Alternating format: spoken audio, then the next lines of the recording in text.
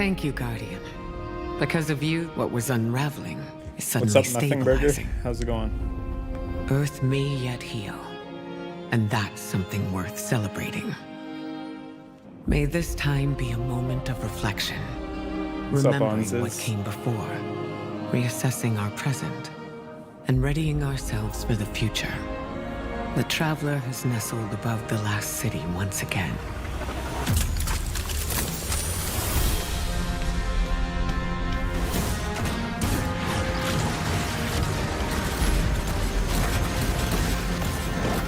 Machine gun sounds good. Oh.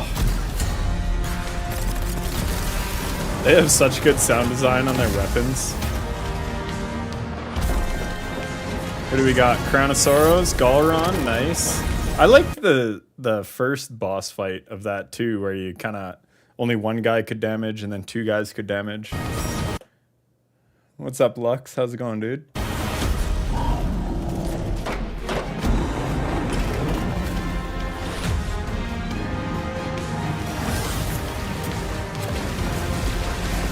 Okay, that's not going to be as good as the other solar aspects. IMO. But who knows? Maybe.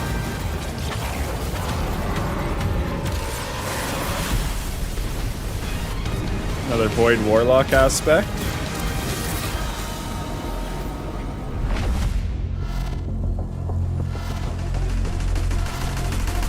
It's time, Guardian. Sparrow Crush Racing them. League.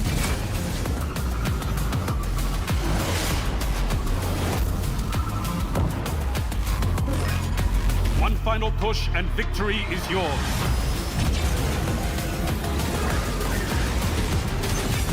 Well, they know how to make a hype trailer. I'll give them that.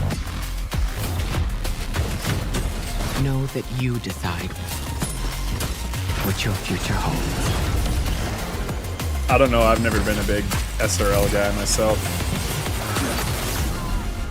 And I think I read that you can't slipstream or do like movement tech. Can't remember. I think I read that last time. Yeah, the drip looks good. All right, let's read about it. Welcome back for our third and final Dev Insights stream, or article, before Monument of Triumph launches June 9th. Last Thursday was all about our weapon sandbox, and today we'll be focusing on Guardian abilities, armor, and exotic updates. New subclass abilities, ability reworks, ability balance changes. One sec, I have a little heated mouse pad I keep under my feet to keep my feet warm, and I didn't turn it on. Armor 3.0 update, armor archetypes, set bonuses, stats, balance preview. If you missed our previous articles, I read them last weekend. Couldn't sleep one night, so I was like, let's see what's going on.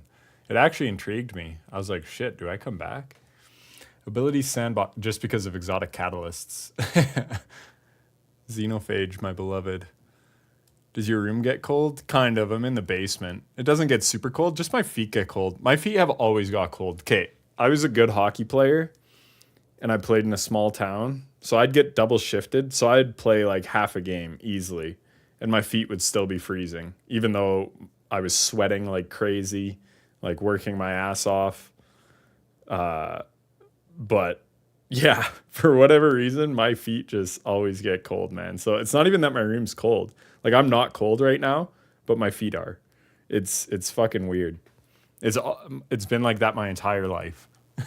Like I said, even in hockey, I'll play a full game and then you shower after the game and my feet would be like hurt. Cause you know, when you're like super cold and then you put like hot water on your feet, maybe you don't, I don't know where you live, but I've lived in -30, -40. Anyways, my feet would get like super fucking, it's painful. Yeah, for sure, Pluto. All right. Shield Burst.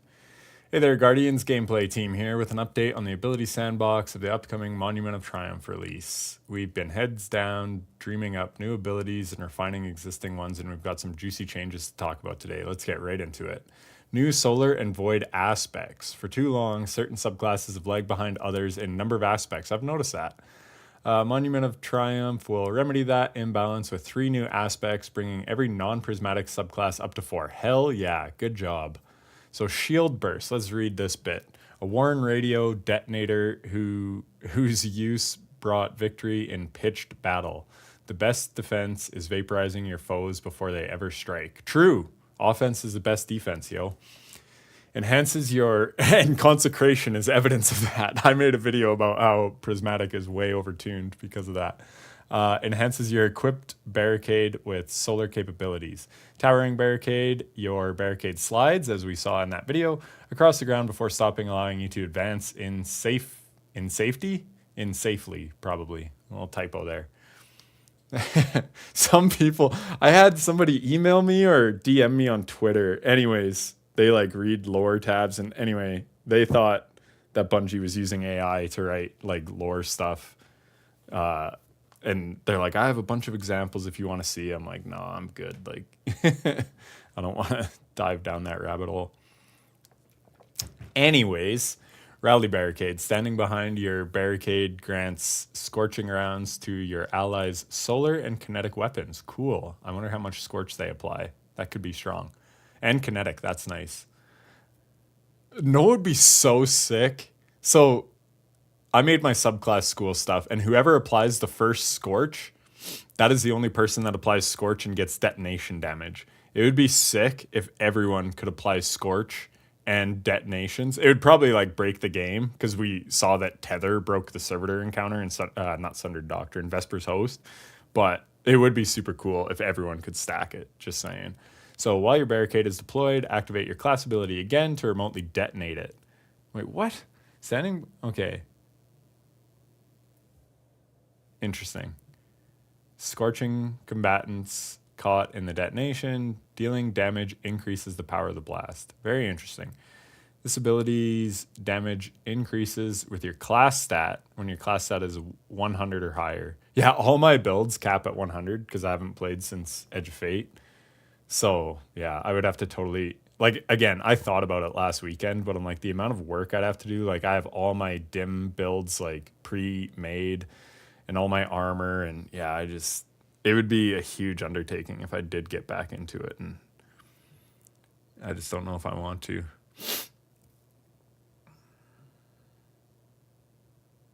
Yeah, 100% Nothing Burger. That is the way to do it. That's a good way to treat it. So enhances your equipped barricade with solar capabilities. Oh, okay. Is this everything I just read? Yes.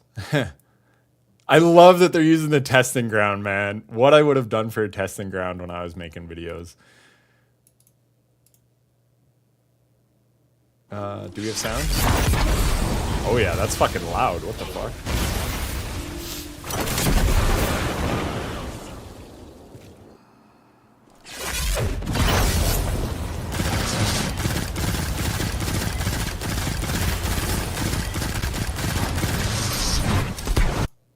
A 56 round meg, so it's stacking like maybe 2 rounds of Scorch, because I think he ends around 4 rounds. So, granted, there's that thing, one of the fragments that stacks more Scorch. Sorry, this is super loud and I don't see a volume toggle, so sorry. Oh, up here.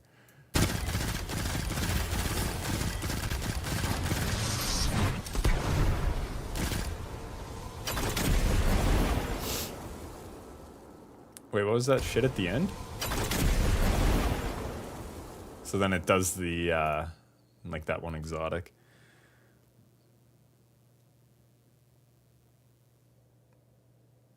Yeah, testing grounds are nice. So the shield burst aspect essentially turns your barricade into a wall of glass with a C4 charge strapped to it. Yeah, it'll charge up over time when it takes damage and when you deal damage while it's active. The more charged up it is, the more damage it'll do, and the more projectiles it'll throw out. The towering and rally barricades have their own unique functionality, and it plays nicely with exotics like Arbor Warden. Yeah, actually, I could see that. I called that the worst exotic ever back when it came out, and people were pissed in my YouTube comments, and to this day, it's the worst exotic in the game. So, vindication. No one has ever used that in a serious capacity.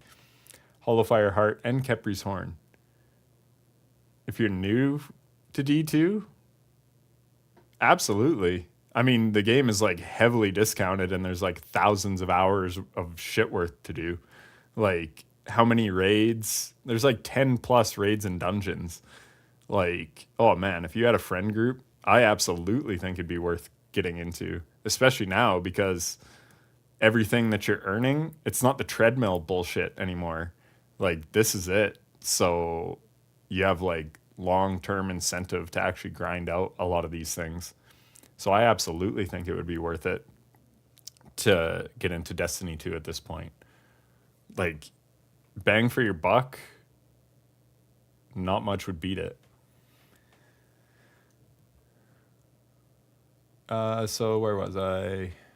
Hollow Fire Heart and Khepri's Horn. I've always loved Hollow Fire Heart. This ability damage is buffed by Roaring Flames, which makes sense, and can create sunspots when paired with Soul Invictus. Damage for this ability also scales with your class stat when your class stat's over 100. So, end of the day, it's neat, but it will not be meta. Quote me on that. Or it's hard to understand because they sunset the Red War campaign and everything before Shadowkeep, Sunset Forsaken. So, I don't know. I never paid much attention to the story, but I was also there from the beginning. So I know things. But for people that do care about the story, I could see it being disjointed because it's not all in the game. But again, I've never been a story expert, so I couldn't tell you what the game has and what it's missing. Like I said, I know they sunset stuff, but as far as like the progression of the story and why it'd be confusing, I couldn't really tell you. So in addition, with Monument of Triumph, you'll find the other class ability aspects that directly deal damage now scale their damage with the class stat. Note that Warlock Construct damage continues to scale with the grenade stat instead. Okay, so that's interesting. I'm just trying to think what aspects deal damage, like maybe the Trapper's Ambush on Void, I don't know. Yeah, not really sure. But anyways, that's how it works. New Hunter aspect, Crack Shot, a dusty leather hat, scarred by the nicks of countless forgotten skirmishes. You walked away from those fights. Your foes didn't. Activate your class ability to fire up to 3 scorching shots at combatants you've marked. Okay. Aim at targets to mark them. So you just aim at them and then do Crack Shot. Landing all 3 cures you. This ability's damage increases with your class stat. Okay, so there's an example. Activate your class ability. Yeah. Here, sorry, I'll do this. What the fuck happened? Sorry, it's so goddamn loud.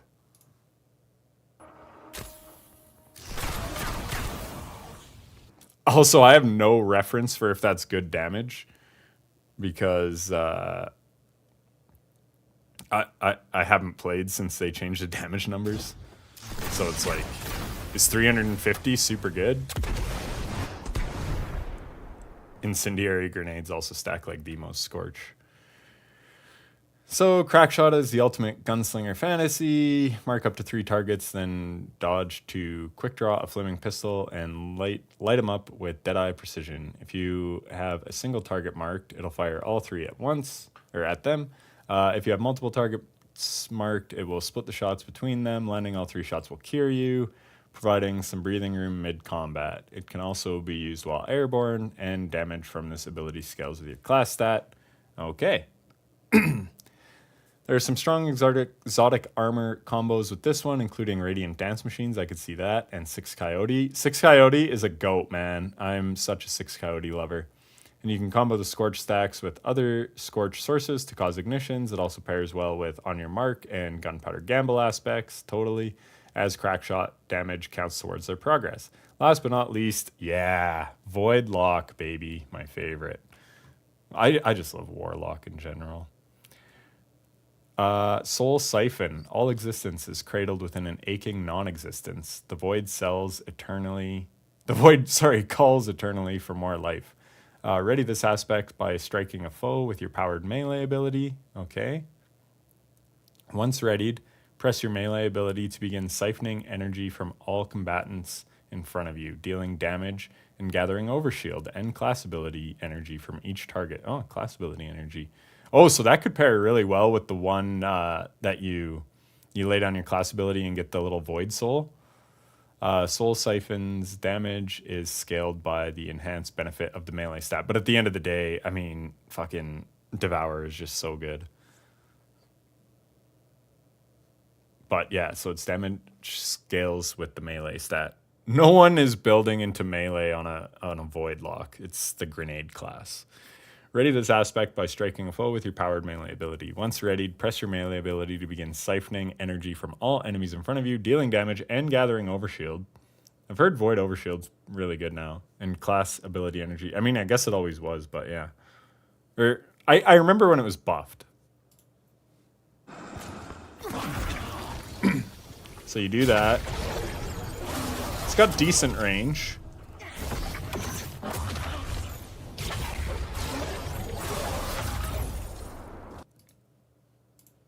I'd like to see the melee... Or wait, I guess it does come back quickly. Because you have this. So you siphon... I wish they had thrown a grenade out. So, am I tripping? Let me watch this one more time. Oh, they have 2 melee abilities. What thing gives you 2 melee abilities? That's why I was like, you must... Oh yeah, you don't get a lot of return. From what I can tell. Again, you could make some fun stuff, but I don't think any of these will be meta personally. The most people play Hunter. Child of the Old Gods, that's it. And yeah, totally Remy. Soul Siphon turns you into the life-draining vampire mage. You were always meant to be the Void Walkers. Pocket Singularity melee has 2 charges by default. Oh, by default. That's good. Making the baseline uptime for this aspect high, but building into melee regen will make it pay off even more. Building into the melee stat can increase both the uptime and damage of Soul Siphon and pairs well with Fellwinter's Helm, hell yeah, Claws of Ahamkara, and Karnstein Armlets. I wonder if that Drain actually procs Karnstein's, because yeah, that would be good. The Overshield this ability provides allows you to stay in the fight longer, and it pairs well with Feed the Void aspect to give you Devour, totally. Everything pairs well with Devour. It's been the meta since D2 vanilla. The class energy that you gain from draining enemies also pairs well with Child of the Old Gods. Yes, yes. New Darkness Grenades. Shatter Grenade. Cool. Stasis and Strand are near and dear to our hearts as they deserve some love. And they deserve some love. We're adding 2 new grenades. Cool. With the Monument of Triumph. Stasis Shatter. A grenade. Sorry, one sec. A grenade that sticks to combatants before exploding into razor-sharp stasis shrapnel. The shrapnel ricochets off surfaces, dealing damage to all in its path. Hitting a frozen target shatters it instantly and deals bonus damage. Cool. Fucking Christ. Why is the volume up there? I'm so confused. Every company is making UI worse these days, and I don't know why. Shit! That's cool. Oh, and then it crits. Okay, I like that. I like that grenade. I'm trying to think. Yeah. No, that could be definitely decent for PvE. Hell yeah. Shatter Grenade's primary function is dealing damage. Yeah, I see that. Though direct hits will freeze combatants and slow enemy players. It's more effective in enclosed spaces where the shrapnel can bounce. Yeah, totally. But it's also effective against loosely grouped enemies. If you throw it at an enemy who is already frozen, it'll explode immediately. Yeah, totally. Hunter Revenant enjoyers, yeah. Be happy to hear that the Touch of Winter aspect also has unique... Nice. It's probably a bigger explosion or something. That is sweet that Threat of Winter buffs it. Or Touch of Winter. Obviously it should. It does all the other ones. Yeah, Winter's Guile is under... Oh, yeah. I like Winter's Guile. I've liked it since... I mean, it was a D2 vanilla exotic. But yeah, no, it's had some cool interactions over the years. Well, don't say that, Remy. I've heard there's like 2 Nova Bombs, so just wait. On a related note, a while back, we changed Stasis Shatter damage to stun Overload champions instead of Unstoppables. We're reverting that change! Yes! I never had to play when you couldn't do that. So Stasis Shatter will again stun unstops instead of overloads. Does slow do overloads though? As the Shatter Grenade's name implies, it'll stun unstoppable champions immediately on detonation. Good change. Good change. Since this is like basically the last update the game will get, that is an excellent change. That needs to happen. Fucking rights. Slice Wire Grenade. A grenade that bounces and releases multiple whirling threads, severing targets. Nice. A grenade. Yeah, okay.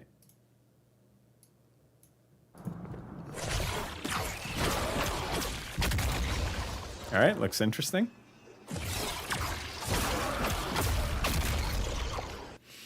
Remember how busted Suspend was when Lightfall came out? Strand Slice Wire Grenade is a damage dealer first and foremost. It also severs targets, lowering their damage output. After being thrown, the grenade bounces along the ground, unleashing coiled strands that whip around, striking enemies up to 4 times. The damage can really pile up if you're able to land all 4 lashes on a group of enemies. This grenade has unique functionality when paired with the Warlock Broodweaver's Mindspun Invocation aspect, which will let you discover on your own. Hell yeah.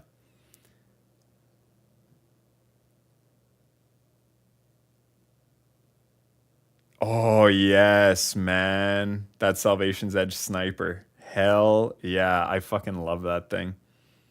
It's so good. I got Chaos Reshaped and Chill Clip like early on. And yeah, it's a goated roll. New Night Stalker melee. It's just so versatile. So through countless battles, Night Stalkers have known Smoke Bomb as their only option. That's about to change. Platinum Surge. And it's becoming tier 5. Cool. Or how's that work? It just becomes tier 5? Interesting. I have a goated roll. I wonder, let me see something. Do you remember what that thing's called? I think I'd signed into Destiny Item Manager recently. Yeah, just to look at one roll. So I should be signed in. Sniper rifle is sniper rifle. I have 3 of them. All adept, critical anomalies. Here. Chill Clip, Chaos Reshaped, Snapshot Quick Draw. Oh, and Extended Mag on the chill. Oh, God. Yeah, that thing's nasty. So that's that one. Got Rewind, Firing Line, Chill Clip, Bait and Switch. And then Rewind, Chaos Reshape, Bait and Switch, Quick Draw, Snapshot, Steady Rounds, Chambered Compensator. Yeah, nice. You like my power levels? Ooh, look at my vault. And aren't we getting like 1,300 now? I would at least have room to grind.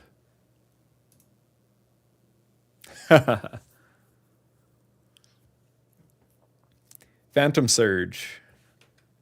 Let me see something. Oh, that's... Oh, God. It was zooming in nicely, and then... Why does it keep doing that?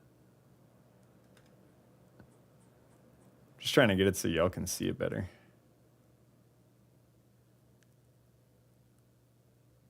Okay, that's about good. Dash forward, slashing combatants as you pass through them. Oh, cool. It uses, like, its knives. Deals significantly increased damage to void debuffed. Ooh, I wonder what the increase is, because it says significantly, so it's probably more than, like, 15 or 30%. Or targets marked by on the prowl. Generate void overshield for each combatant hit. Nice. Defeating at least one combatant grants additional overshield and refunds melee. Damn, that actually sounds legit.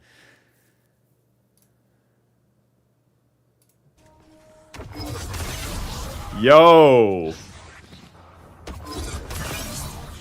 I wish they would change the Gambler's Dodge not refunding your full melee.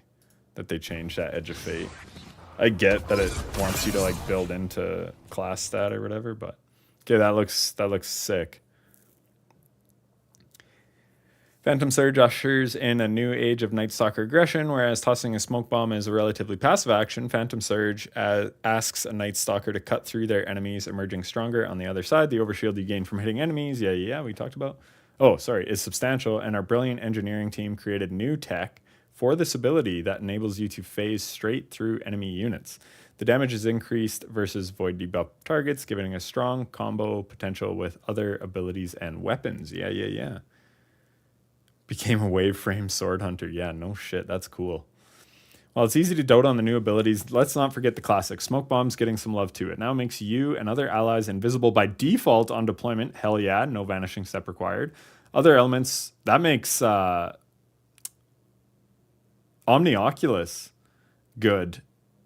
Oh, yo, you know what you could do? Omni, I think it gets, does it get 2 smoke bomb charges? Okay, yeah, let me read Omni real quick. You gain a second smoke bomb charge. So I wonder if they change Omni to be a second melee ability charge. Because if you got 2 melee abilities, yeah, that could be really strong with that, because you could, whatever, Trapper's Ambush. Is that the one? Where you do your class ability and void debuff stuff.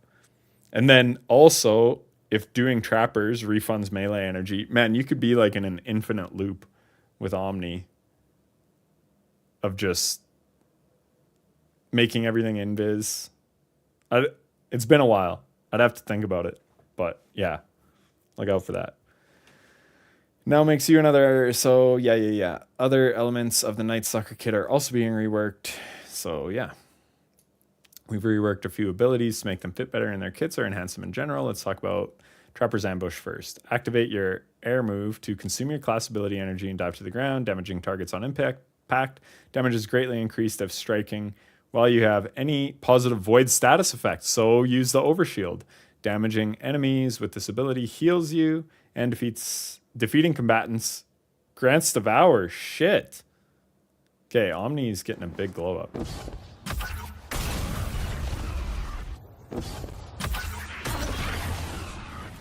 So there, it just shows it critting. Previously had several ways to go invisible, but not many ways to capitalize on invisibility. Trapper's Ambush is now a substantial damage dealer, and that damage is increased if you cast it while invisible or under the effect of another void buff. Or, if Omni doesn't get the rework, you could just go with the tried and true 6 Coyote. While invisible or under the other effect of another void buff, casting it while invisible will refresh your invisibility when you hit the ground, and it retains its previous smoke cloud behavior when paired with vanishing step aspect. Trapper's Ambush now uses class ability energy instead of melee energy. Oh yeah, maybe that's why I was confused. Oh yeah, that is why I was confused. Yes, and thus activates class ability perks like marksman dodge. Hell yeah, this is such a good change. Super underrated change right there. Or is it, because now I'm thinking, you used to use your class ability to just get your melee back. Okay, wait, maybe that's not a good change. Really just depends, I guess, how much you build into your class ability and how often you can get that back. Fucking, this means 6 Coyotes even better. So yeah, pair it with 6 Coyote, not Omni. This enables you to combo it with the new Phantom Surge, melee, and in creative ways, 100%.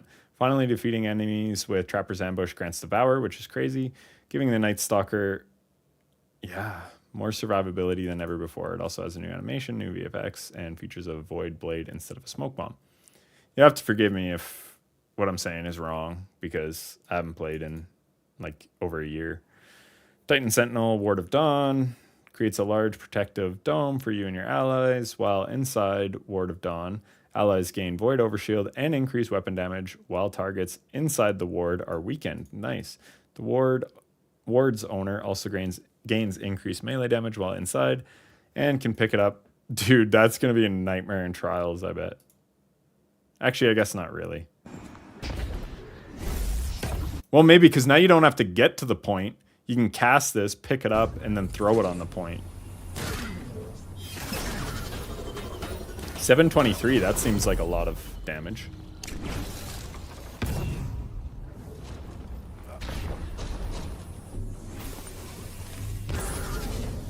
Yeah, exactly. I was thinking that. You could just chuck it on a boss and then no one can deal damage.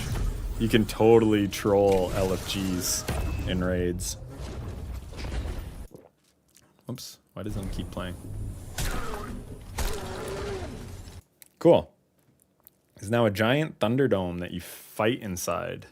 At more than twice its previous size, the new bubble is a Sentinel's domain, expanding their sphere of influence on the battlefield. You and your allies are buffed both offensively and defensively inside, while your enemies are debuffed, giving you a huge advantage in a wide range of combat scenarios. Yeah, yo. Imagine you just like drop it on Templar and just have a bunch of fucking Winterbite glaives beating the piss out of them. I could see that being good. I guess you could do that before, but now it's just bigger. Once you bested your enemies inside the bubble, simply, just because of the melee damage increase, simply pick up the core and throw it somewhere else to reposition the Thunderdome on deployment. Nearby enemies are pulled into the dome and base combatants are taunted by the players inside. Helm's Aim 14 has been reworked to extend the time that the ward lives, and it allows you and your allies to take weapons of light outside the dome. In the Crucible, make sure to protect the ward's core as it serves as the ward's weak point. Cool. Oh yeah, it's a huge nightmare. Now, can it like not get damaged and only damage the weak point? Because that would be crazy. If you like can't destroy it unless you get inside, because then yeah, it's totally OP for trials. For a highlighted ability rework, let's look at the Warlock.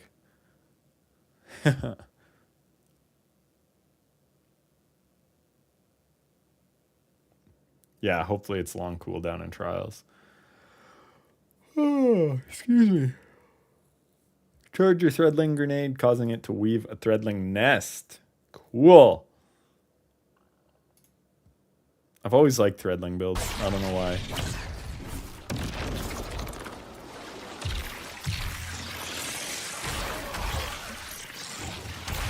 Pair that with Euphony, which is getting an exotic catalyst. Or does Euphony have an exotic catalyst? I feel like it doesn't. Does it? No, it doesn't.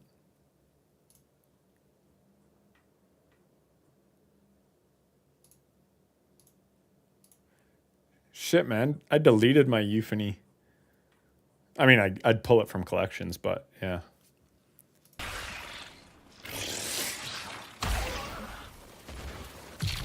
Always loved the idea of Euphony, but it was really hard to make good.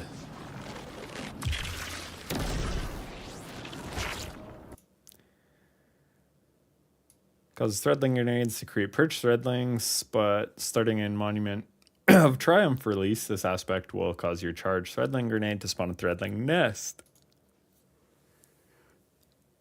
This essentially allows you to weave a Threadling turret on the battlefield that gives you an additional angle of attack. The nest also interacts with the service of Luzaku exotic machine gun.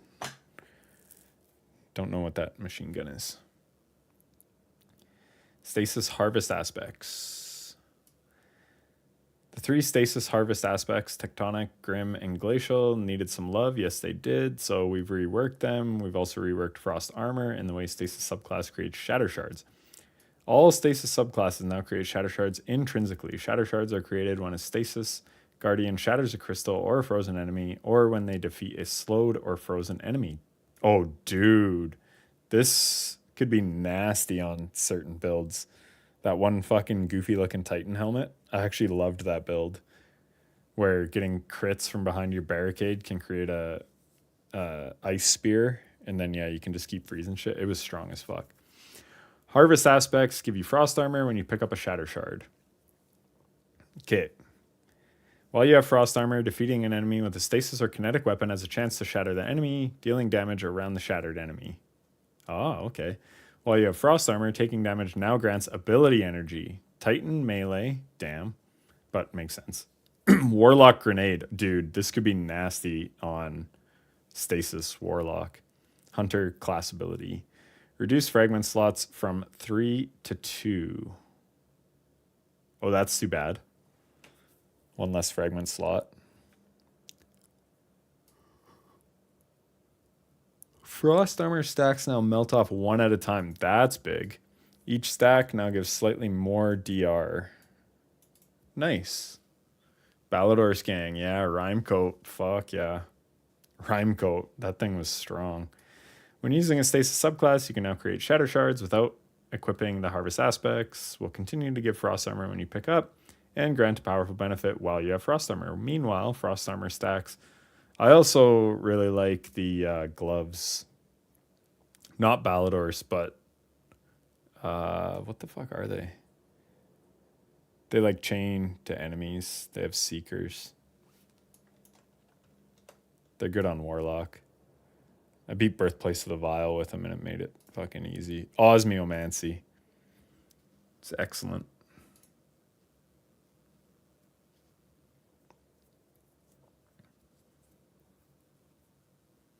Yeah, no, I believe you. But I made my Osmiomancy build before Rhymecoat. But yeah, Rhymecoat was strong as fuck. Where was I?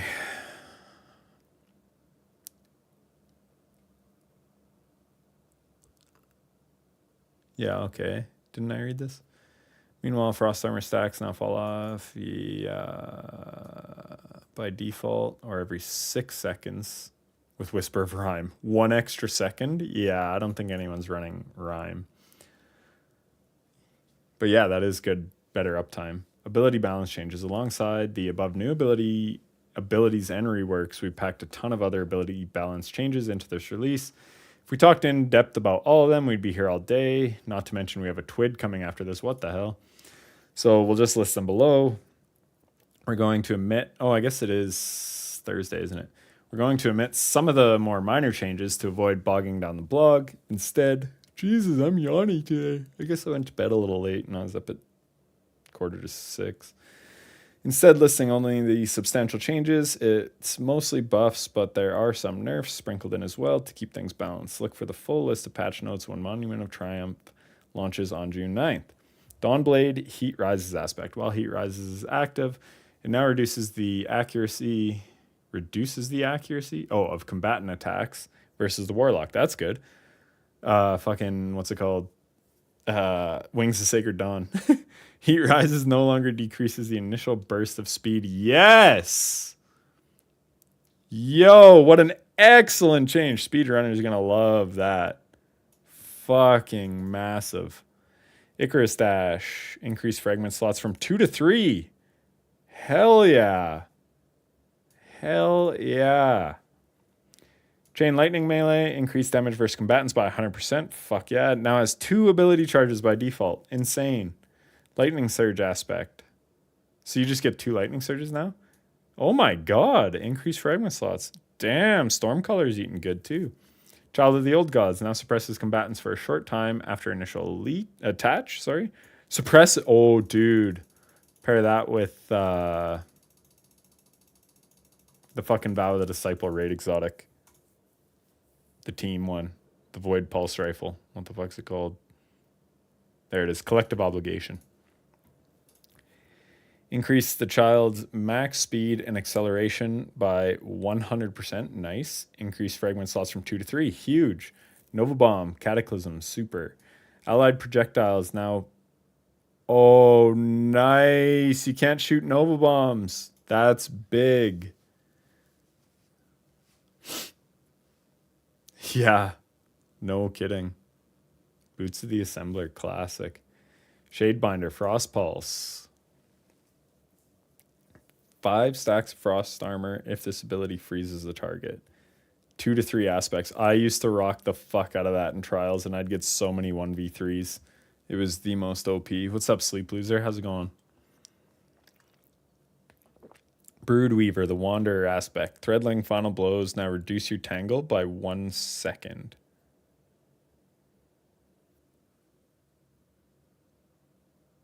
You just read it? Nice. Hell yeah. Yay for Balladors. But yeah, I don't know what that's doing. Threadling Final Blows now reduce your tangle cooldown. Okay, so your tangle cooldown is slightly smaller. Offensive Bulwark. While the player has a Void Overshield, Final Blows now grant melee energy. Okay, that's actually pretty sick. Unbreakable aspect. Do people use that? Final blows with Unbreakable's blast now grant Devour. Nice. Increase the size of the blast. Nice. Bastion. Increase fragment slots from 2 to 3. Holy fuck. That could be nasty for Trials as well. Void Titans could be disgusting in Trials.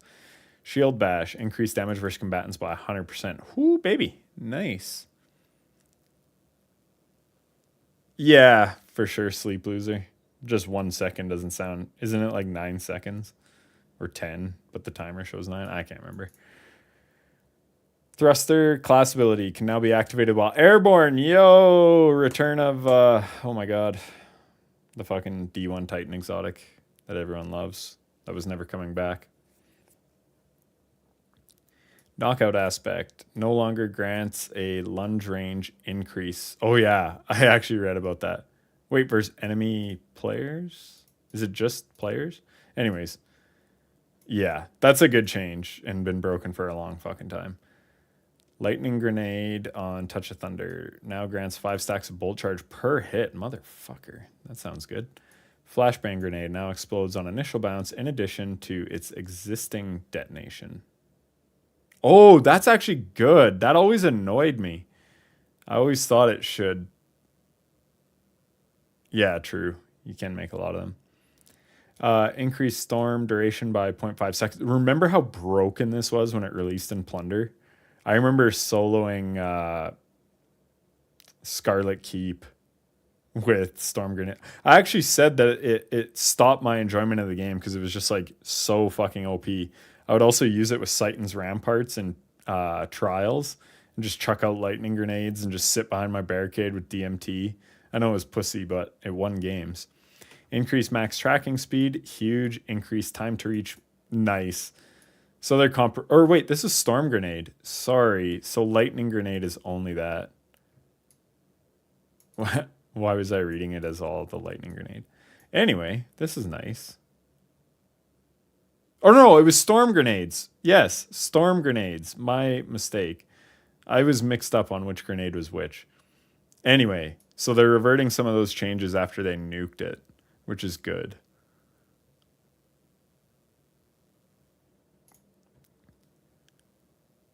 Yo, thanks for the streak, Sleep Loser. You're a real one, my brother. Increased damage versus combatants by 100%. Nice. Fucking... I love... What is it? Insurmountable Skullfort. I made a good Skullfort build back in the day.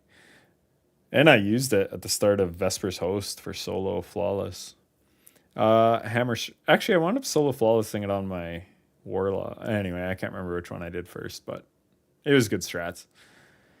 Hammer Strike. Increased damage by 100%. Nice. Behemoth. It'd be so funny if they made it, brought back Melting Point and made it debuff or apply Weaken. Diamond Lance aspect. Reduce the size of the freeze detonation versus players. Okay, so that's for PvP. Cryoclasm aspect. Sliding while you have Frost Armor now launches a stasis wave that shatters stasis crystals and frozen enemies in front of you. Didn't it always do that? Didn't sliding through frozen things shatter things? I'm confused. Maybe it didn't. Maybe it's just the launches the stasis wave. Maybe it didn't do that before. Just sliding through it would break it. Glacial Quake super heavy attacks now deal additional damage in an area in front of the Titan. Oh, interesting. That makes it even better for solo Riven. Berserker, Dranger's Lash aspect. Defeating elementally debuffed targets now grants class ability energy. Nice. Increased fragment slots from 2 to 3. Huge. The suspending waves impact now scales with the class stat. Okay. Cool. Fucking return of... Wasn't it a chess piece?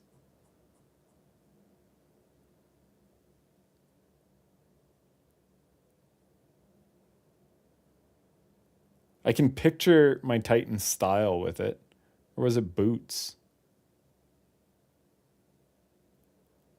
What was the fucking suspend exotic that was super busted back when Lightfall released? You'd put down a barricade and... What the fuck? Ah, there they are. Abeyant Leap. Improves Dranger's Lash and spawns additional projectiles. Anyway, Abeyant Leap stocks just went up.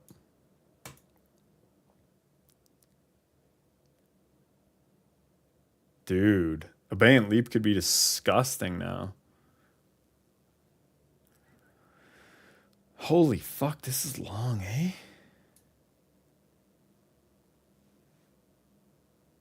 Yeah, all the way to the bottom. All right.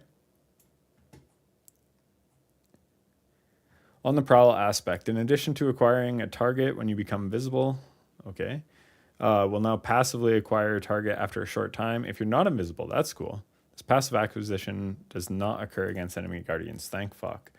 Mobius Quiver. Reduced max Mobius Quiver buff to crossbow weapons by 50%. Reduced maximum Mobius Quiver. I've never shot a crossbow. Okay. How much did it buff before? 100%? That's cool. That's actually sweet. Gunslinger. Acrobat's dodge class ability can now be activated while airborne. Hell yeah. Wait, what? That's actually sick. How? You're like in the air and then you hit it and then you do a big somersault thing? Anyway, that's cool. Procs Explosive Knife. Increased detonation from 5 to 6 meters. Yeah. It's just not great, the Explosive Knife. On your mark, now grants Solar Restoration ×1 for 3 seconds instead of Cure. Cool. Restoration's goated. Knock them down. Now grants Cure on super activation. Blade Barrage. Increased knife projectile speed and tracking. Increased knife detonation size from 3 to 4.25 meters. Increased detonation damage by 10%. These were already pretty strong, weren't they? Now scorches enemies. Fuck. Blade Barrage is looking good. Reduce super energy gain from player kills by 40%. Okay. PvP stuff. Arc Staff now grants Bolt Charge. Stacks on kill. Cool. Lethal Current now jolts and creates an aftershock when used with Tempest Strike. Oh, an aftershock. Because it always created jolt, pretty sure. Can now be activated while in super. That's good. Ascension. Detonation damage now scales with your class stat. Now counts as a class ability for all perks and abilities. Oh my god. You can get your melee back when you use Ascension. God, I loved using that chess piece on, there it is, Gifted Conviction. I loved using that. When Final Shape dropped, but I hated that it didn't activate your melee. So just had to wait 2 years, but Thread Runner, Rope Dart. Oh, that's the melee, yeah. I was like, is that the super? Successfully catching the Rope Dart now grants Woven Mail. Nice. Based on the number of targets it defeated. Cool. Widow's Silk. Which one's that? Increased fragment slots from 2 to 3. Very nice. Which was the one that went 3 to 2? The Frost Armor ones, I think, on Stasis. Threaded Spectre. The Spectre's detonation damage now scales to the class stat. What are those boots? Balance of Power. Your Threaded Spectre has increased damage and durability, and damaging it releases Threadlings. So yeah, those could be good. Ensnaring Slam now counts as a class ability for all perks and abilities.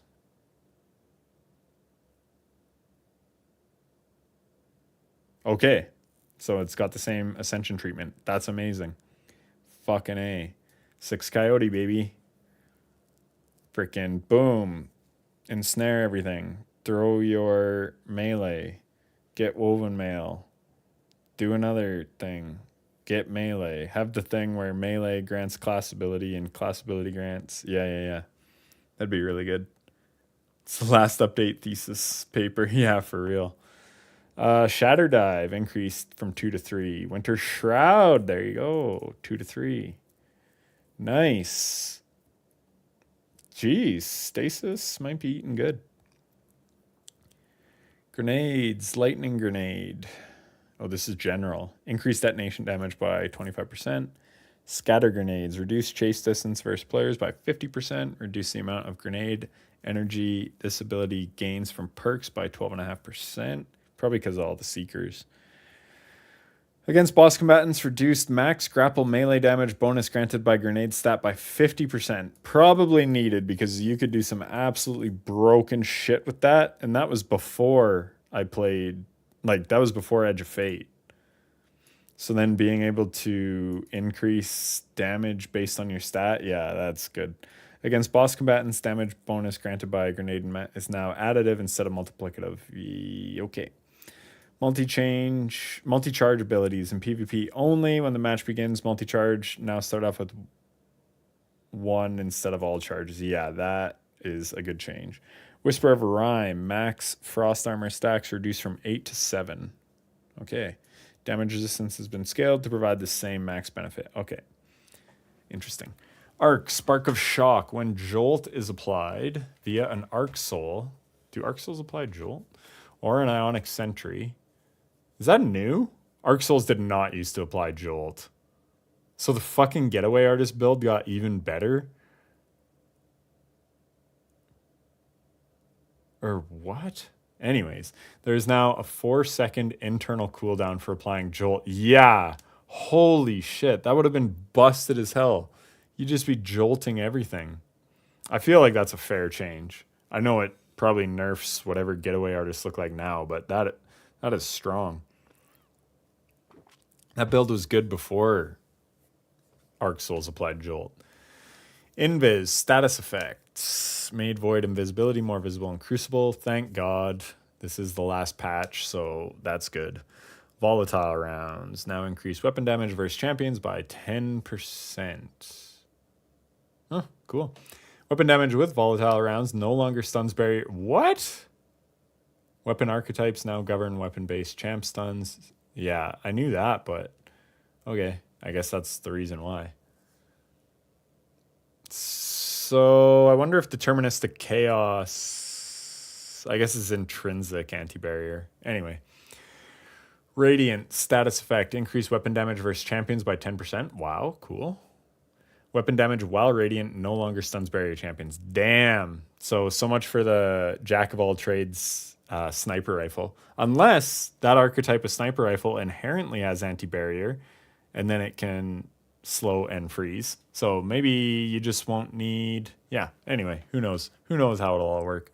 Prismatic, Facet of Dominance. When Jolt is applied via an Arc Soul... I thought I read that. Oh, one's prismatic.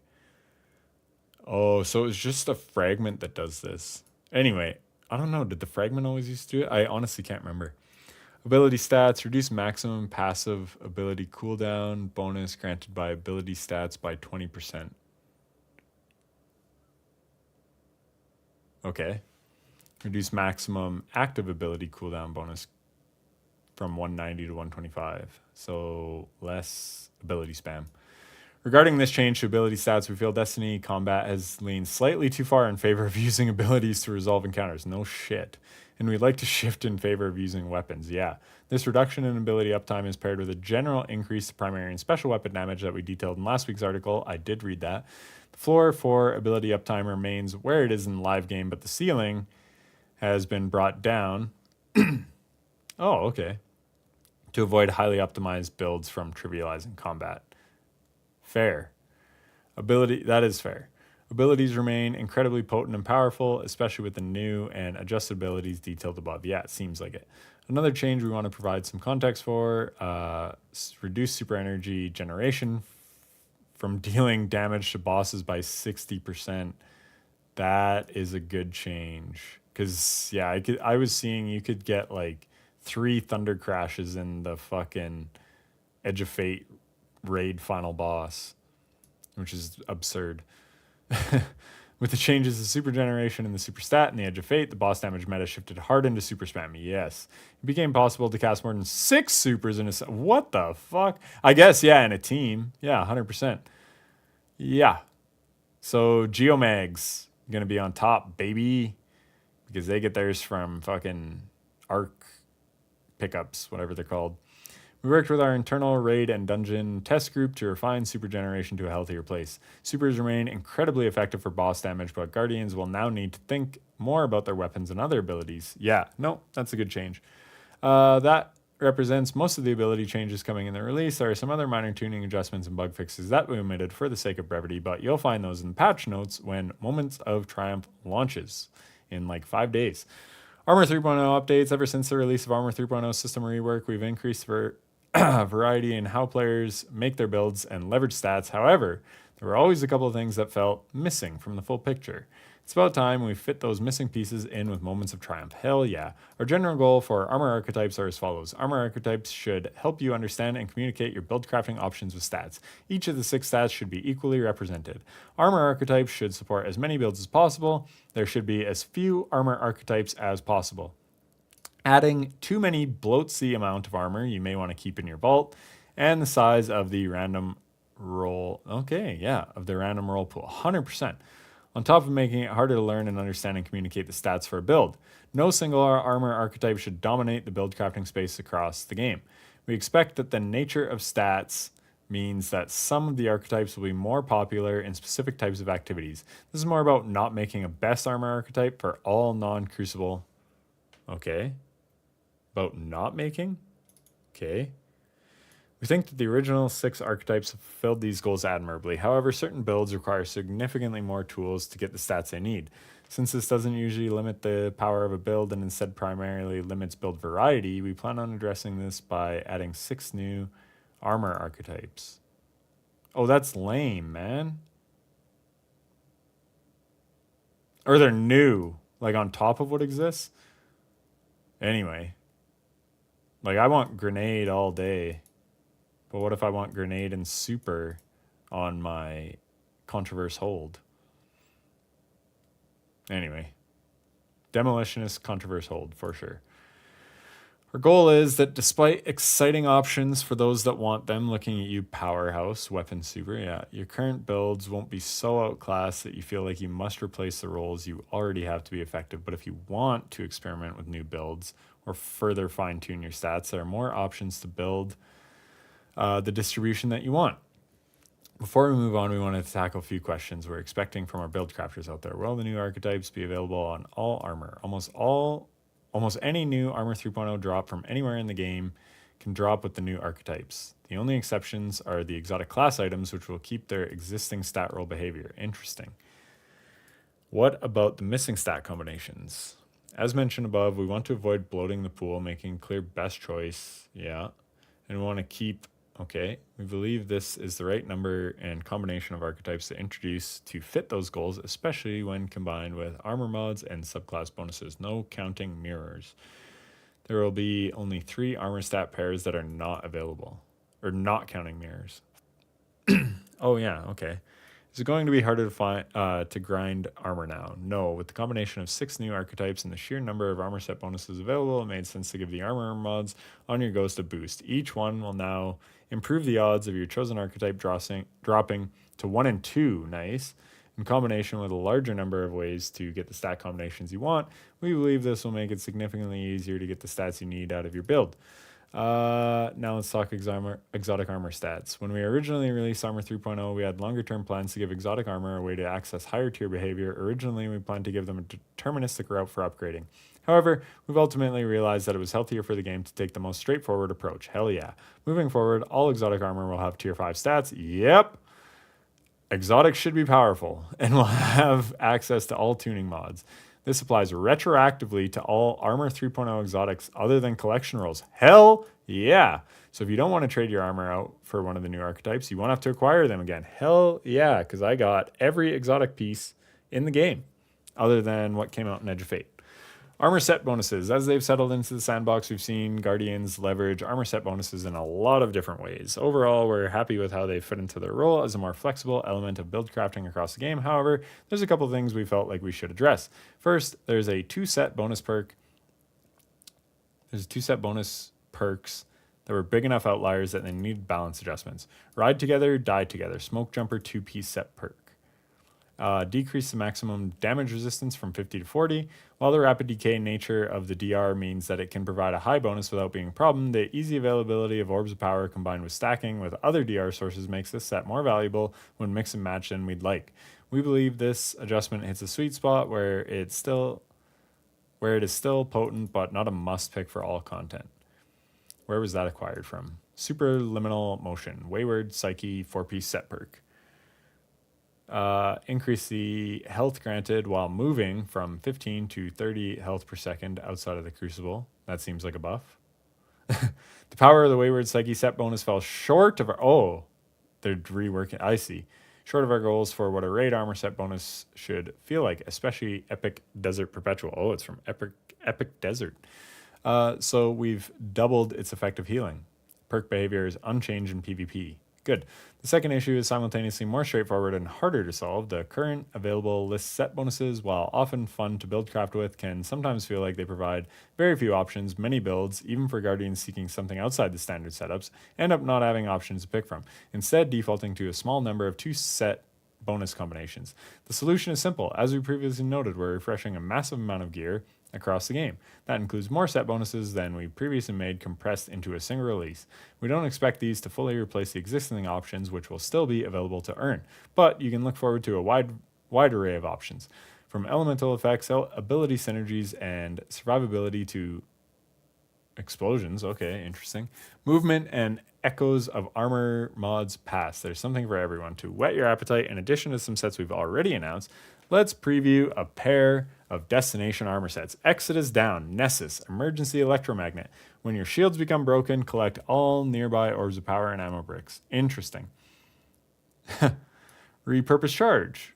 Whenever you gain, lose, or spend an armor charge, heal and gain damage reduction for a short time. Interesting. This effect scales with the amount of armor charge gained, lost, or spent.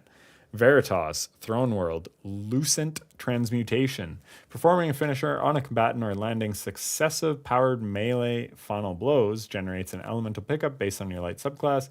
Lucent Tides, performing a finisher on powerful combatants, heals you. It generates Loyal Void Moths. Cool. Before we move on, wonder how those are with the moth gloves. Moth Keeper's wraps or whatever.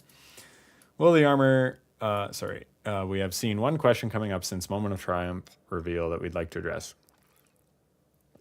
Will Armor 3.0 versions of Raid Armor still have access to raid mods? No, raid mods are a feature exclusive to Armor 2.0 due to technical limitations. Damn. However, since we know certain raid mods can sometimes be more valuable than a set bonus in specific situations, Armor 2.0 for all available raids will be focusable at Hawthorne. That's good. We hope the new set bonuses tied to each raid activity provide meaningful benefits that give you... So that's too bad they can't be on 3.0. People like speedrunners just going to have to... they need lots of alt space. Exotic Armor Balance Preview. Alongside the above ability and armor changes, we took some time to update a handful of exotics from each class spanning multiple years of Destiny 2 releases. We have some straightforward changes that lean into the fantasy while others are being reworked. Let's dive in. Wormhusk Crown. At one point, Wormhusk was a genuine scourge upon PvP, yes. But with the modern sandbox, it has fallen by the wayside, especially in PvE, where it has always struggled. So we are giving it a facelift with some build crafting hooks. This also comes with an update to Spirit of the Wormhusk to match these changes. Reworked effect. Solar multi-kills grant burning souls while active. Solar ability damage is increased and dodging greatly cures the player and nearby allies.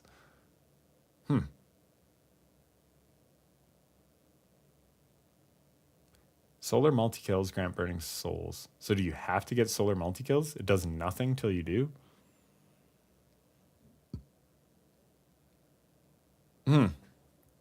Wonder what the damage increase is. That is interesting. Is it just useless till you get solar multi-kills? Shards of Galanor. We looked at all classes, capabilities when it came to super damage output with exotics. Since Hunter has fewer options than the other classes, we figured it was worth adding another. It's no Celestial Knifehawk. It's no Celestial Knifehawk. Oh, I get it. I think that's meant to be there. Ah, yes it is. But we figure embedding large solar bombs in your foes is a close second. Landing 5 out of 7 knives in a volley during super causes a delayed solar explosion and releases solar shrapnel. This can happen with each volley of super knives. Landing both explosions is approximately comparable to Kira's Thunder Crash. Fuck yeah. That's good. Caliban's Hand. Cool exotic. It looks so good. Caliban's has proved a strong option for the prismatic class item. Oh, yeah.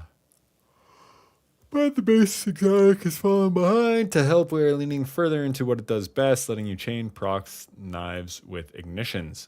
Increase the melee recharge bonus by 25%, dealing damage with Scorch. Now refunds a small amount of melee energy. Ignition Final Blows fully refund. Oh, Ignition Final Blows fully refund knife energy and can overflow into an additional charge. That is actually really good. Frosties. I've always liked Frosties. They look cool. I've been begging for a buff for some time, and what a better way to do it than finally looping it into stasis build crafting. And this is what I used it on. My first build video ever was stasis PvP Hunter. Or maybe not my first, but it was one of the first. It was in the first 3 with Shatter Dive. What's up, Sleep Loser? Welcome back. Tonight's forecast, a freeze is coming. Gain stacks of frost armor while sprinting. When you have frost armor, stasis weapons deal increased base damage or increased damage. Hell yeah. Shinobu's Vow. I've always liked these. Shinobu's Vow has not seen much PvE play over the years. With the introduction of Bolt Charge to the game and its popularity in other builds, this particular exotic seemed a good candidate for opening up some new gameplay for hunters. The changes we made here are similar to those made recently to Lucky Raspberry, which I also really like, hooking into its existing loop to more recent gameplay items, plus a bit of extra support play. Now gain Skip Grenade energy whenever you gain stacks of Bolt Charge. Skip Grenade damage now grants Bolt Charge. When you gain full Bolt Charge, heal yourself and nearby enemies, and enable an Enhanced Skip Grenade. Enhanced Skip Grenade bounces 2 additional times before detonating, releasing bonus skip seekers per bounce. Goddamn. Raiden Flux. Hell yeah. Always loved Raiden Flux. Roaming supers have long felt a bit rough to use in champion heavy content. Fuck yes. These changes to Raiden Flux allow you to use it as a potent anti-overload option and reward opting into the combo finisher. Arc Staff now jolts target. So it used to, but you had to run like a certain melee build and it was super fucking... Or maybe you had to do the dodge before. Anyways, it was very inconsistent to charge overloads. It could charge them, but it was not consistent. So this is great. Combo finisher Palm Blast now gets 1.5 the base exotics damage and reports as critical damage yellow numbers. And Arc Staff hits now jolt targets. Yay for Raiden Flux. Fuck yeah, dude. Mothkeeper's Wraps. In order to encourage more diverse build crafting with Mothkeepers, we opted to turn it into a conditional grenade override. Oh, I don't know if I like that. This allows the use of your base grenade in addition to moths without lowering the downtime of moth grenades compared to current high. Oh, so just override. Oh, okay. That could be good if you weren't invested to grenade. Anyway, now provides moth grenades as a conditional override instead of complete override. Getting kills from any source increments a counter. The amount added to counter per kill depends on the rank of the enemy killed. Once the counter reaches 6, you gain 2 moth grenade charges until they're used. All current functionality and synergies with Mothkeepers remains the same. For example, Arc Moths still blind. Having your grenade stat over 100 still increases their damage. They still synergize with subclass fragments. Okay. Increase the movement speed of Arc Moths. That's good. That's fucking huge because sometimes you just be waiting forever. Both moths from the same grenade will now attempt to target separate enemies, allies if possible. Okay, Lucky Pants. That's a good change, I think. Oh, Lucky Pants, you've always been pretty good, yeah. But with so many powerful hand cannons, it's become hard to justify the incredible magnitude of the damage bonus versus bosses. We're making some targeted adjustments to hand cannons that we'd considered outliers, as well as pushing Lucky Pants into a more non-bossing combat role for it to live on sustainably in perpetuity. This is a fancy way of saying we don't want to live in a Lucky Pants meta forever. Increased Ariana's max damage bonus to 4.5. Fuck yeah. So way back when the Ariana's like first came out, this was strong as fuck. And I loved playing with it. And then they nerfed the hell out of it on Ariana's, which really sucked. Decreased Uncivil Discourse's max damage. I don't know what that one is. To 2.5, must be an OP hand cannon. Reduce Lucky Pants damage bonus versus bosses by 33%. Overall, great changes. Yay, Ariana's back on the menu. The OG anti-barrier hand cannon. It was like the only special in the game that could stun any type of champion back when champions came out. Ariana's was awesome. Holofire Heart, my beloved. Holofire has been a very simple exotic for a long time, offering clear-cut benefits. However, its effects are largely vestigial of Destiny 2's first year. Yes, they are. To bring it into the modern sandbox, it now leans deep into I am a mobile sunspot, offering the effects of a Soul Invictus sunspot and then some while roaming and defeating enemies with your abilities. Reworked effect. While your solar super is charged, ability final blows cure you and give stacks of Sunfire Furnace. Nice. While Sunfire Furnace, nice, is active, grenade and shield burst final blows trigger an ignition. Ooh. Oh, final blows trigger the ignition. I was just thinking damage. Each stack increases grenade regeneration, class ability regeneration, and super damage. Upon exiting your super, all stacks are converted into super energy. Decreased ability regen bonus. No. That's too bad. Pyrogales. Love this one too. As part of re-examining super damage exotics, we wanted to bring up Pyrogale Gauntlets. Fuck yeah. However, it is already quite a competitive option with Roaring Flames. Yes, it is. Because of this, we have instead improved its ability to find its mark as well as its damage ever so slightly to reduce the necessity of Roaring Flames times 3. Slightly increase Super Cyclone damage per tick, increase Super Cyclone explosion damage by 10%, increase Super Cyclone tracking by 40%. It should be remarkably easier to get the projectiles to track to a target at range. That's good. Stoicism, Spirit of Star Eater. In comparing super damage, we believe that it's safe in the modern super damage climate to increase Spirit of Star Eater's benefit for Twilight Arsenal back to its former values. Wow, excellent.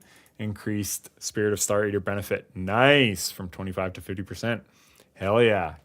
Severance Enclosure. We figured it was high time to give back Severance Enclosure some of its potency, while also helping it bind into a few kinetic aligned keywords we use. Yeah.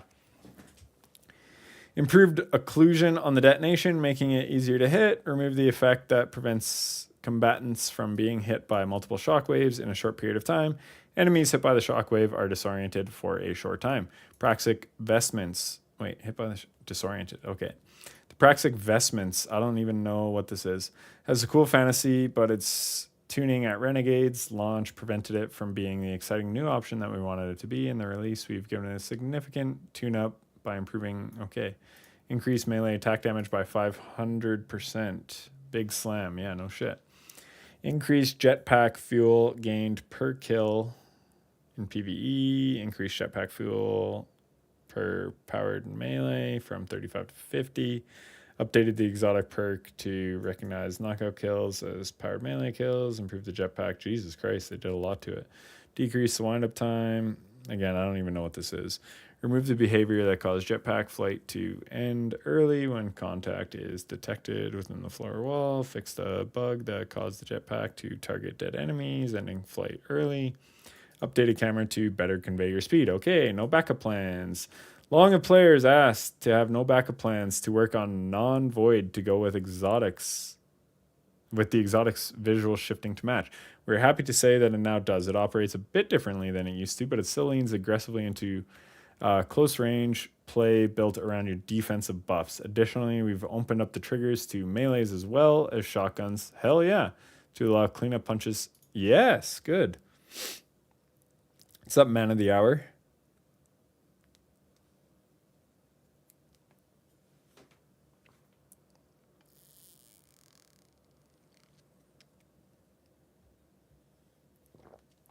A legendary forerunner? Yeah, that does sound strong.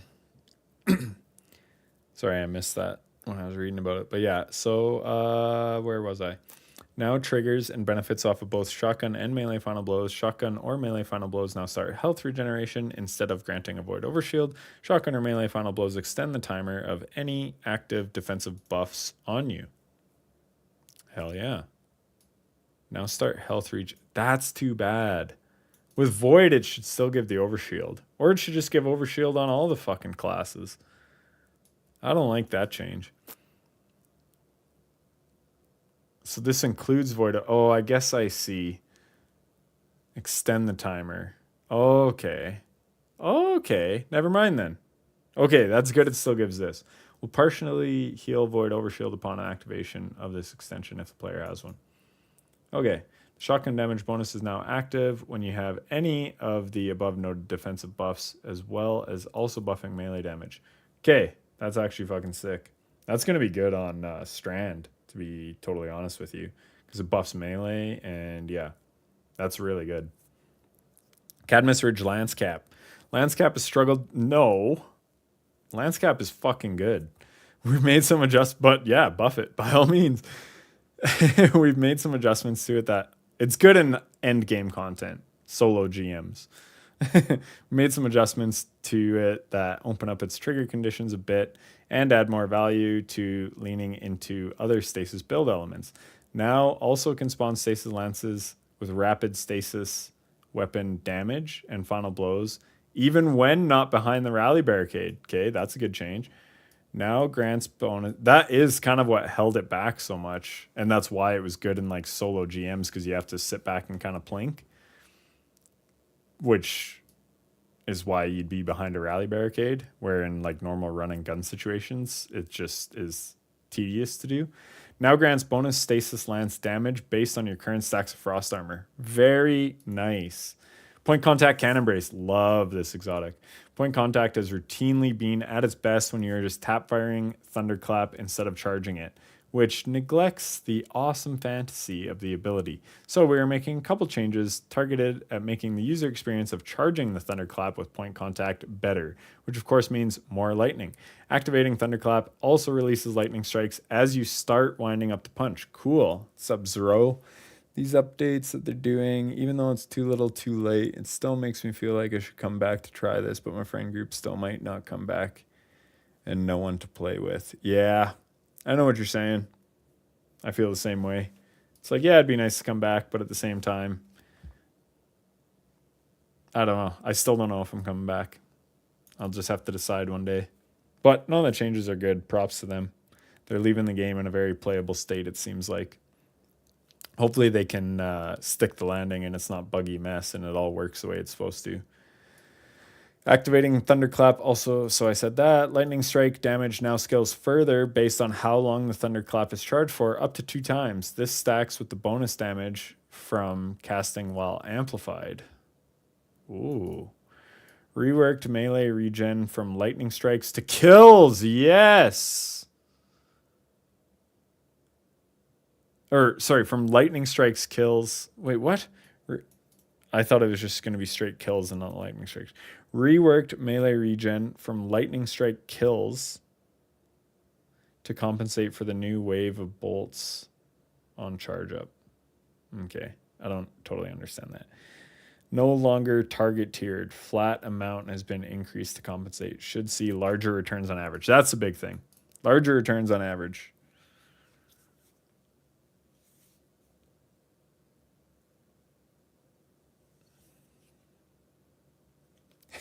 Very true, sleep loser. Helma Same 14. Pumped about point contact. Helma Same 14. The current output of Helma Same 14's Disorient in PvE, okay, is completely overshadowed by Weapons of Light. And alongside the rework to Ward of Dawn, we also found that the Disorient posed concerns in PvP. Yeah, no kidding. We took the opportunity to give this exotic a complete facelift that integrates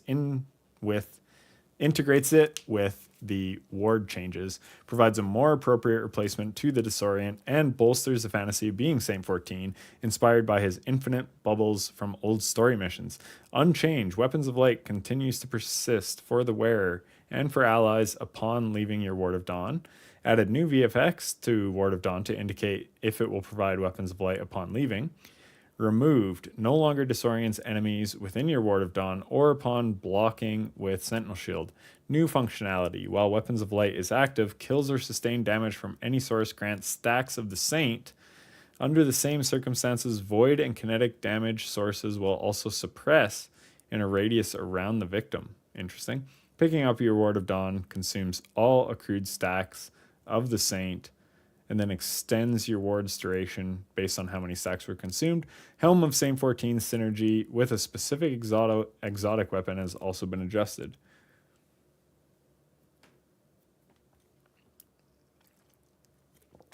Sounds good, Sleep. I will.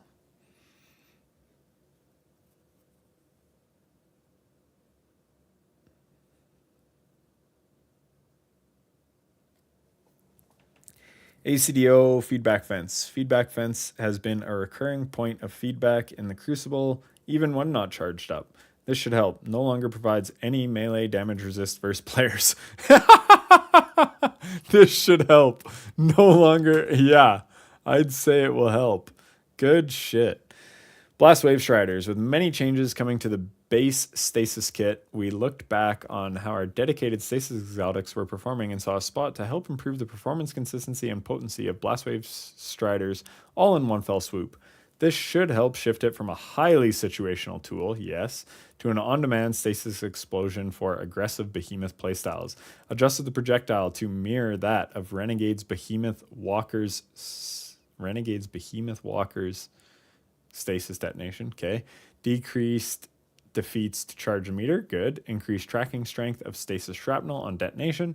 Should more effectively track frozen targets. Replace sliding with on shiver strike hits as an activator. Okay. Fixed an issue where multiple kills on the same frame wouldn't increment the perk buildup. Interesting. Ha! That's awesome, Remy. Nezarec Sin. Love this one. For a lot of players, Nezarec Sin has been a solid workhorse exotic when all else fails to suffice. We didn't want to modify this use case, but we did see an opportunity to tie it into the new Voidwalker aspect. Tithe away to the final god of pain. It's your turn to devour your enemy's fear. Who knows? Maybe he's still listening. Ooh. New effect. Targets damaged by Soul Siphon are suppressed. Nice. Defeating suppressed targets or with Soul Siphon, okay, grants an additional 1.5 seconds to Abyssal Extractors. Cool. Metiodoxia, great exotic. In our super damage exotic audit, we found a couple issues in how Metiodoxia was dealing its bonus damage, which was leading to lower values than expected. Interesting. Increase suspending burst damage from super combine by 22%. This makes it equal to a Curious Thunder Crash. Have at it. Fucking hell, nice. Skull of Dire Ahamkara. The Ahamkara Bone Helm is a classic exotic, but that's no reason to let it ossify. Returning energy on super final blows is so 2017. Last year, Voidwalker got a second melee charge and a second grenade charge with Chaos Accelerant. What? Holy shit, that's strong, man. Why not a second cast of a Nova Bomb? Better yet, how about we bring back the Nova Bomb Lance? Really? Oh my god. Why stop there? Maybe you could detonate your Cataclysm Nova Bomb with Nova Lance for massive bomb damage if you time it right. But you're special and you can time it right every time, can't you, oh player mine? New effect. After casting a Nova Bomb, you get a short period during which you can cast a Nova Bomb Lance. Destroying a Cataclysm Nova Bomb with a Nova Lance creates a Nova Vortex alongside the Cataclysm Nova Bomb Seekers. Unchanged. Super energy on Nova Bomb final blows and weapon final blows while you have Devour. Oh my god.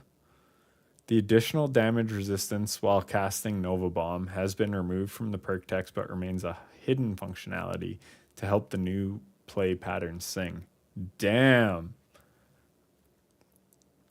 After casting a Nova Bomb, briefly gain a free cast of a faster moving but weaker Nova Bomb Lance. Your Nova Bomb Cataclysm is empowered if detonated with another Nova Bomb. Interesting. That's crazy. Whew. Crown of Tempest, another great one. These are Astrocyte, no, but I love both these ones. Crown of Tempest is an exotic that is decently powerful, but rather demanding to maintain. No, it isn't. And unexciting to use compared to other options in today's sandbox. I am a huge Crown of Tempest glazer. Plus, Crown of Tempest on Stormcaller Warlock deserves a bit more thunder. Yes, I do think it does. I liked it on Prismatic because you could have Devour. Increase the duration of conduction times in PvE from 7 to 10 seconds. Great change. New effect. While you have at least one stack of conduction times, Ionic Sentry creates a storm grenade when it's deployed. Crazy. Huh. Wonder how that works. Mantle of Battle Harmony has been left a bit in the dust over the years. The changes here allow it to function even when fighting bosses, as well as give it nice bonus for actually choosing to use your super instead of holding on to it for the bonus damage. Yeah, good. No Destiny 3 that I can tell, Raid School. Yes, 100% Remy. Where was I? Now can trigger its super energy gain or weapon damage bonuses on sustained weapon damage in addition to final blows. That is fucking awesome. Great for champions.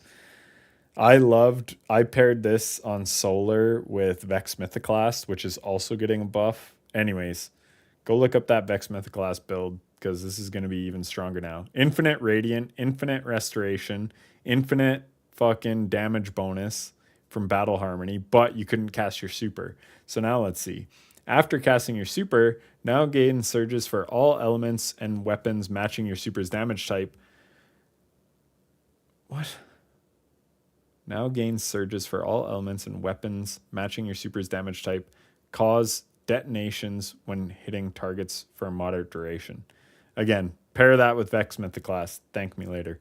Astrocyte Verse, because of the natural limitations of Blink and the small area of effect of the volatile burst that this exotic grants, it has struggled to see much use. To address these issues, we've added a new air move ability, which should help add some flexibility to link both in and out of the combat, and expanded its ability to apply volatile, which should help add some flexibility. Okay.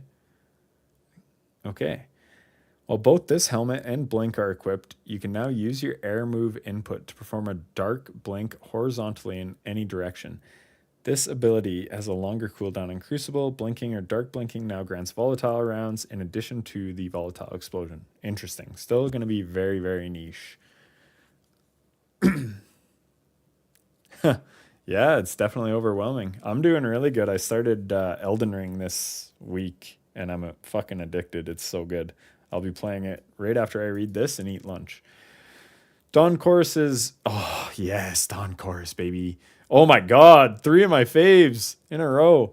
Dawn Chorus's various benefits didn't quite come together into a strong build, which limited this... What? Dude, okay. Someone needs to learn how to play Dawn Chorus. To address this, we've expanded its Scorch benefits to also affect ignitions. Yes. Which should synergize well with Incinerator Snap and further improve its interaction with Daybreak. Now causes your Scorch to build up to an even more intense ignition. Fuck yeah. Now grants melee energy for dealing ignition damage in addition to Scorch damage. Fuck yeah. Go look up my Dawn Chorus build from fucking, when was that? 2023. October 2023. This shit's gonna go crazy. Remove the internal... Oh, and with the... Oh my god, Polaris Lance, if they bring back, because they're bringing back like 7 artifacts, oh my god. Remove the internal cooldown on energy gains from Scorch damage. What? Remove the internal cooldown on energy gains from Scorch damage and return gains to return slightly more energy? Oh my god. Don't run it with Incinerator Snap though. Well, I guess it depends on the encounter type, but if you're at range, like doing the apply anyway, if you're doing the Polaris Lance shit, still just keep the other melee, Celestial Fire or whatever. Remove the internal... That's crazy. Now causes Daybreak projectiles to immediately trigger an ignition. What? Daybreak projectiles immediately trigger an ignition. So you'll just fucking hit like 4 or 5 ignitions in a super. It's just going to be ignition after ignition.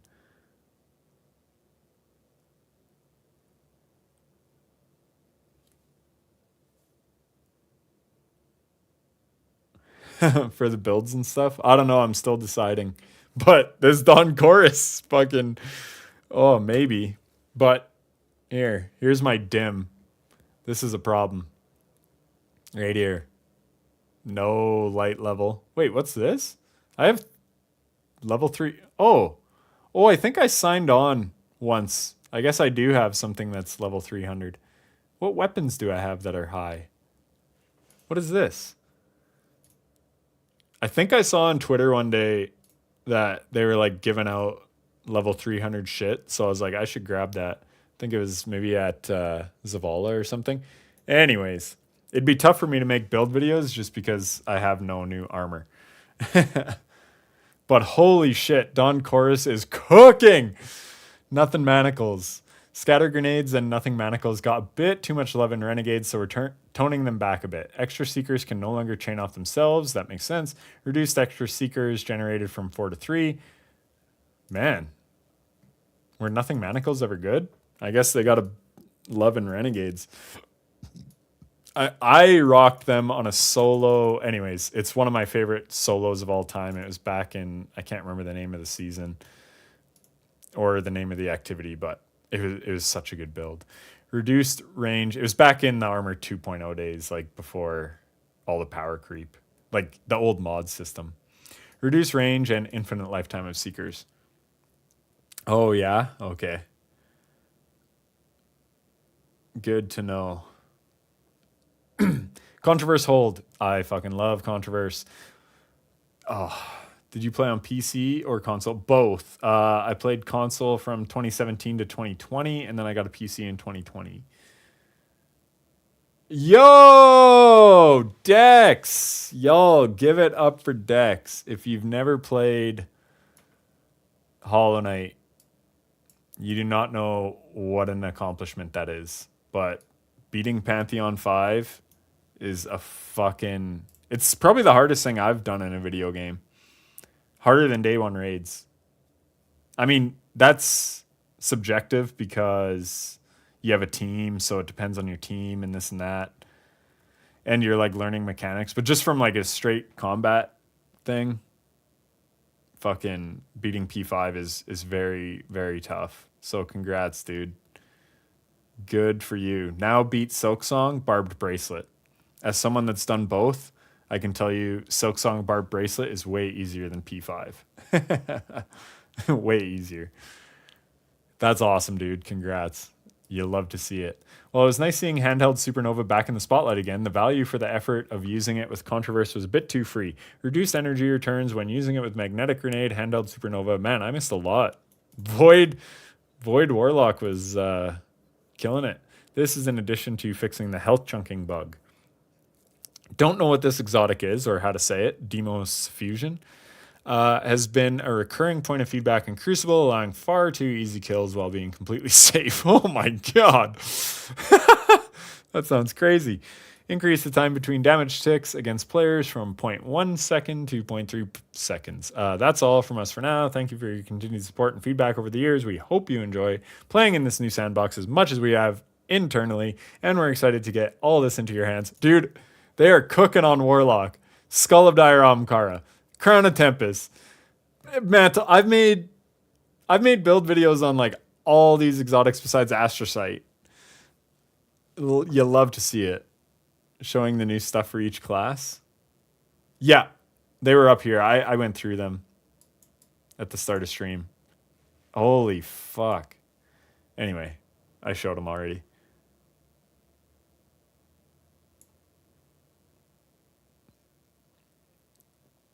Nice. Act 3 is awesome. The whole game's awesome. Silksong is so good.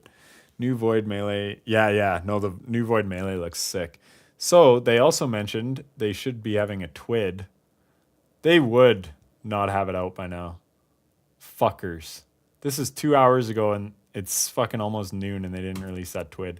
So I would have read that as well, but I'm going to call it for the stream. Maybe I'll read it at the start of the next stream. But I want to eat and get back on Elden Ring because I'm fucking addicted to it. Yeah, it will be. It's going to be such a troll move in fucking LFG raids. I can't believe they don't have that freaking TWID out by this hour. Anyway. Thoughts so far on Elden Ring? Fucking love it. Oh my God. The amount of quality of life in that game. Oh, dude. They might release in 20 minutes. That's what I'm thinking. So I'll hop off now. I will, I'll eat, and then I'll check if it's released, and I'll read it at the start of my Elden Ring stream. Give me about a half an hour, because I'll have to change all my stream settings to back to Elden Ring and whatever. But yeah, we will be doing Elden Ring about 12:15 my time. Take my time. You betcha. All right. That was fun. They finish on such a high note with the fucking Dawn chorus. Oh my God. I am so pumped for stronger Dawn chorus. If I play again, I legit don't even know if I will. And if I do, it won't be on the 9th. I have stuff going on. I feel like it's like low note. What's that mean? Going out on a low note? I don't know about that. A lot of those changes were good. But I mean, the game ending updates, I guess, is definitely a low note. Yeah, exactly. So come back anytime. And honestly, like I might like, I just really want to play Elden Ring. That's another thing. Like even last night, I always get off, make dinner with my fiance, and then I'm like, okay. Then we just like hang out in the evening. We went for a walk and stuff, and then I just watched the Knicks Spurs game.